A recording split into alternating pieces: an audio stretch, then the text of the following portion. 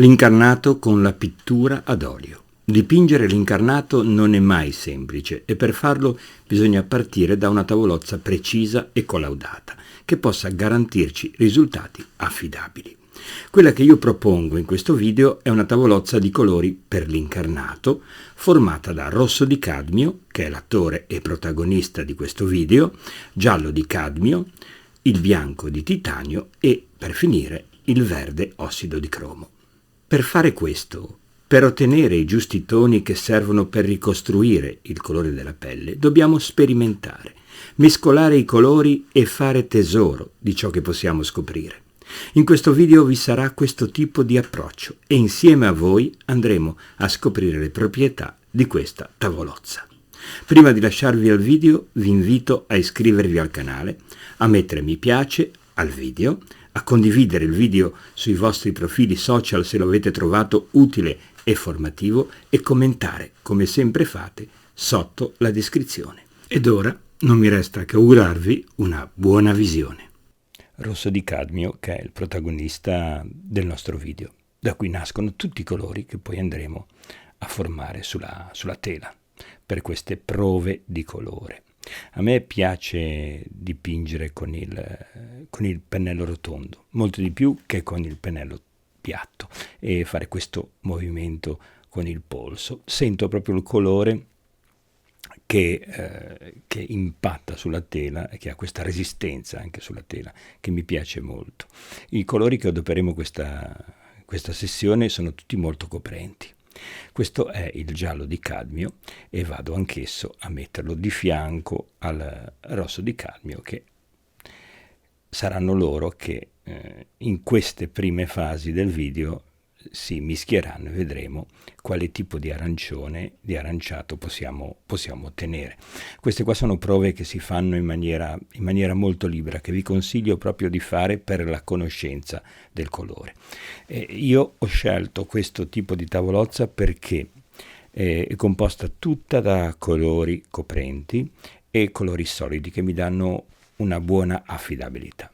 E quindi io parto da questi colori se voglio costruire una tavolozza per un eventuale incarnato che poi andrò a fare. Quindi adesso qui in questo momento sto andando liberamente alla ricerca dei toni senza pormi nessun tipo di schema prefissato, proprio giocare con i colori e andare a cercare quali sono i possibili sviluppi di questi colori. Adesso in questo momento stiamo vedendo quanto è coprente, quanto può essere coprente il giallo di cadmio. Lo abbiamo visto nel dipinto scorso e qui lo vediamo proprio in maniera eclatante, e tutti quanti rispondono a questo tipo di caratteristica, naturalmente. Quindi andiamo a vedere quali sono tutte le possibili combinazioni e implicazioni che questo tipo di tinta ci può dare. Vedete che oltre a essere molto coprenti, i colori sono anche non troppo squillanti e quindi danno la possibilità di avere una pittura molto concreta, opaca e con la giusta corposità, con la corposità che mi piace ottenere. Adesso, con l'aggiunta del bianco di titanio, anch'esso coprente, andiamo a vedere come si possono sviluppare dei toni che, vedete, ci possono servire tranquillamente e in maniera proprio naturale per la ricerca dei nostri toni, che serviranno poi ad un eventuale dipinto di incarnato, quindi un ritratto, una figura, un nudo. E vediamo che questi colori sono molto versatili, sia che si combinino in maniera differente, cioè sia che si metta prima il giallo, poi il bianco, poi il rosso, che viceversa. Quindi hanno queste tonalità che riescono a combinare perfettamente.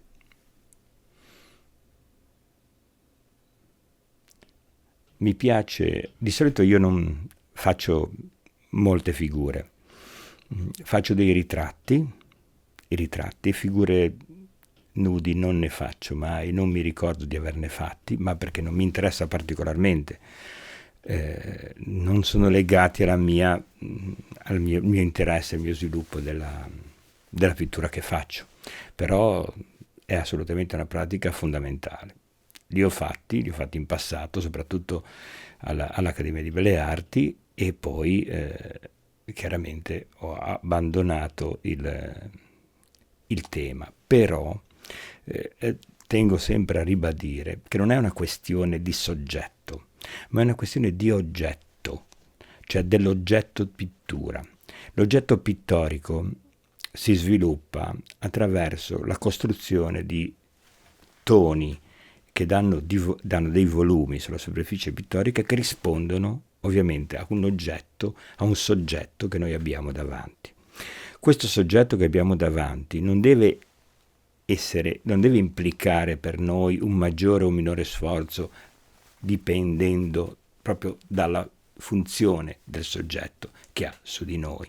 Cioè un nudo, un geranio, una brocca, una mela, il mare, il cielo, devono essere strutture, volumi a cui noi dobbiamo attingere il fulcro, la sostanza che ci permette di trarre da essi la nostra sintesi da poi mettere sulla tela. Però, visto che ci sono moltissimi video, non è certo con questo video che posso aggiungere o togliere qualche cosa ai video che giustamente ci sono, che sono bellissimi riguardo ai toni della pelle, però questa è una mia tavolozza e quindi la presento. L'aggiunta del verde ossido di cromo è per me fondamentale. Come avete visto, aiuta proprio la tonalità a spegnersi e a dare quel tono caratteristico della pelle che è proprio di questa, che ha proprio questo tipo di tonalità. E secondo me questi 4 colori trovano la sintesi perfetta per essere impiegati nella costruzione di questo tipo di colore e di tono che noi andiamo a cercare. Naturalmente anche qui vi consiglio proprio di andare a provarli, di mischiarli in tutte le possibili varianti e variazioni. Naturalmente se noi decidiamo di tenere un tono e ci piace tenere quel tono, dobbiamo assolutamente basarci e rifarci su questo tono, non possiamo cambiare. Per esempio, vedete questi 2 colori che sono a fianco, uno a fianco all'altro, che adesso andrò a sposare, quindi a mettere insieme. Questi 2 toni sono 2 toni che hanno due differenze proprio cromatiche, per cui o si va nella direzione di destra o si va nella direzione di sinistra.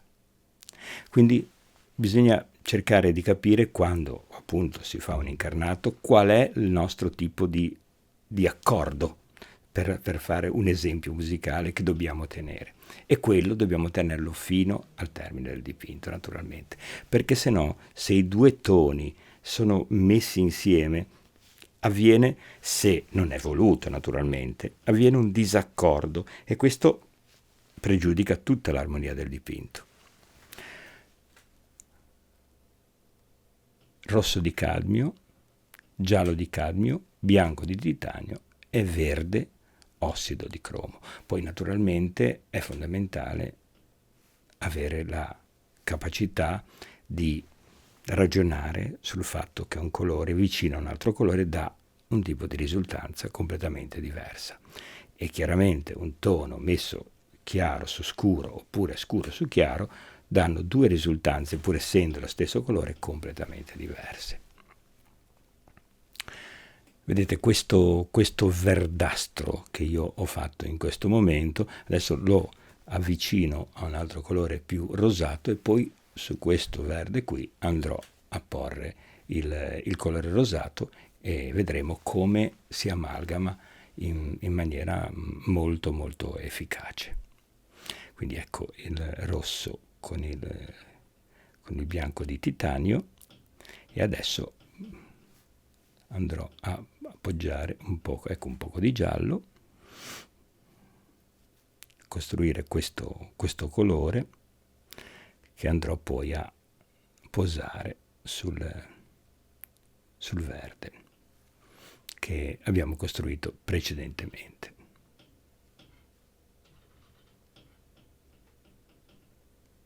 Quindi è proprio un esercizio, ripeto, fondamentale perché vi dà la possibilità proprio di entrare in sintonia con i colori e con i toni e riuscire più possibile a conoscerli per riuscire a poterli impiegare nel modo migliore.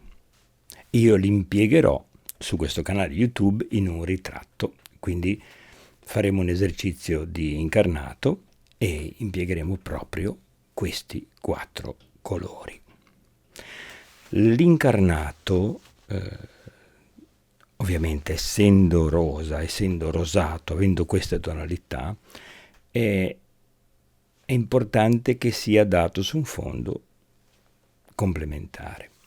Quindi useremo proprio il verde ossido di cromo per creare tutto un fondo, quando poi costruiremo la figura, che poi andrà a essere ricoperto con i rosa e gli incarnati che noi metteremo. Il verde è proprio questo qui che sto costruendo qui in questo momento. Si vede poco perché il fondo è quasi dello stesso colore, quindi sarebbe meglio circondarlo con un colore chiaro per poi farlo risaltare meglio. Però questo è il colore che, secondo me, io penso sia adatto proprio al fondo dell'incarnato. Adesso costruiamo un colore che ci dia la possibilità di far risaltare un pochino questo sfondo, così lo vediamo meglio. Sì, questo rosa che tanto si vede qual è proprio l'impatto fra questi due colori, che se messi uno, quello più chiaro, sopra questa risultanza di fondo, noi avremo sicuramente giovamento per la tinta. I rosa appariranno più corposi, più pieni. L'abbiamo già visto con il paesaggio che avevo fatto, dove avevo messo quel tono rossiccio sotto il verde per poterlo far risaltare. Qui facciamo la stessa identica cosa, però usando il verde.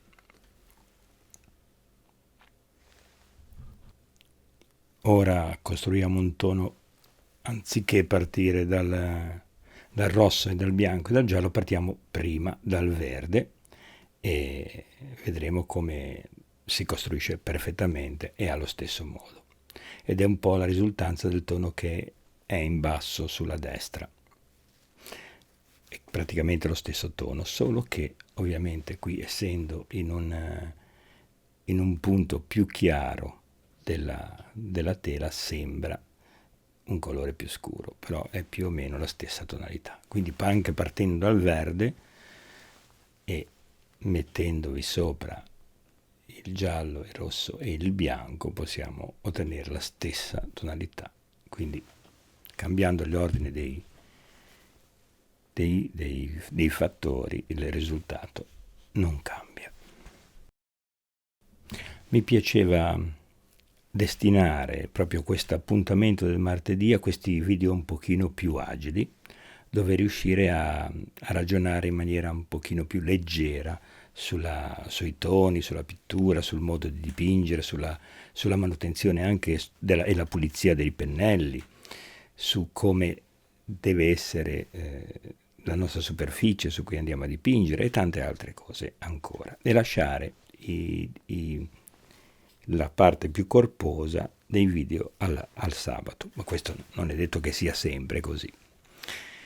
Adesso ho contornato questo di verde per far vedere e per far risaltare meglio la qualità del tono che abbiamo costruito. E adesso questo ultimo tono, partendo dal rosso, che purtroppo viene impallato un poco dalla mia mano, ma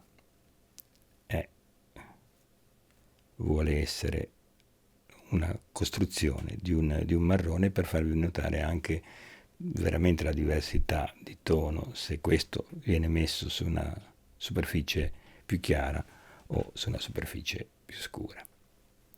Vedete come i colori sono proprio, hanno una sintonia fra di loro molto grande da un punto di vista proprio della materia del pigmento, per cui essendo così corposi, così coprenti, si adattano benissimo l'uno con l'altro e potete costruire tutte le tinte che volete nella maniera più libera. Adesso se io metto questo colore nella parte superiore, poi lo metto qua in basso a destra, vedete come cambia, perché ovviamente la tonalità sulla sinistra è più chiara e quella sulla destra è più scura.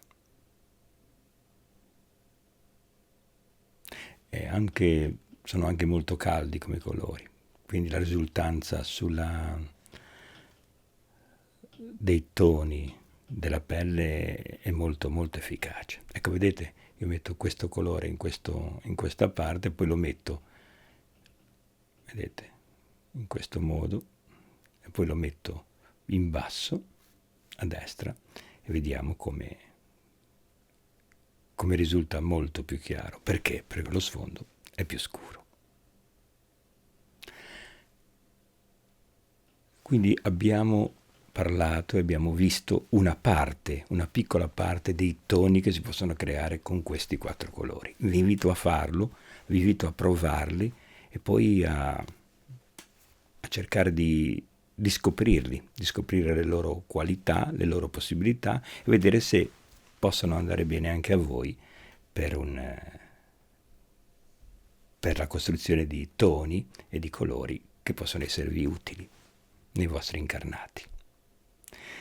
Vi ringrazio molto di questa visualizzazione e dandovi appuntamento a sabato vi ricordo di iscrivervi al canale, di mettere mi piace al video, di condividere il video sui vostri profili social e di commentare come state facendo sotto la descrizione. Anzi, vi ringrazio moltissimo di tutti i commenti e di tutti i suggerimenti che mi state dando.